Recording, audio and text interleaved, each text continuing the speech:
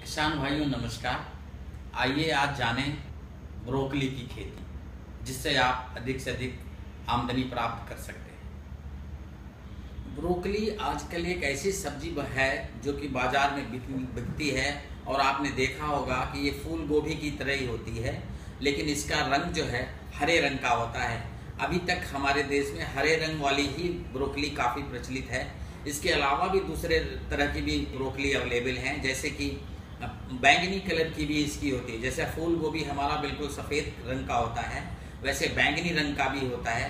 उस तरीके की किस्में भी हमारे देश में अभी अवेलेबल हैं, लेकिन खेती उनकी कम हो रही है।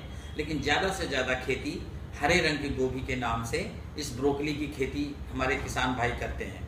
आजकल इसकी जो मांग है बाज़ार में काफ़ी बढ़ गई है, क्योंकि हमारा जो उपभोक्ता वर्ग है उसको खाने के लिए जो इसका इस्तेमाल में लाते हैं, तो इनमें जानते हैं कि इसमें बहुत सारे पौष्टिक तत्व पाए जाते हैं।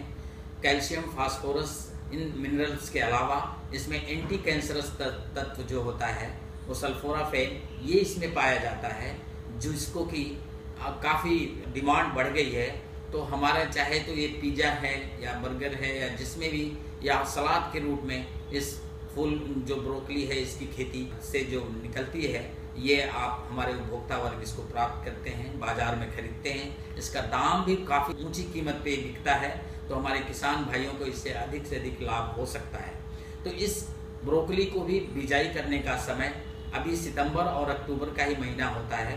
तो अभी अक्टूबर का महीना है आपके हाथ में।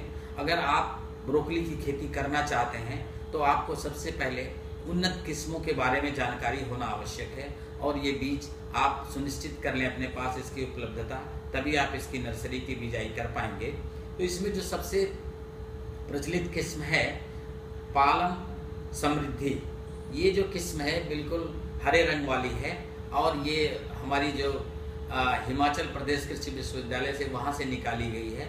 और इसके जो बीज है ये आपको NSC से भी प्राप्त हो सकता है, और वहाँ से भी आप प्राप्त कर सकते हैं।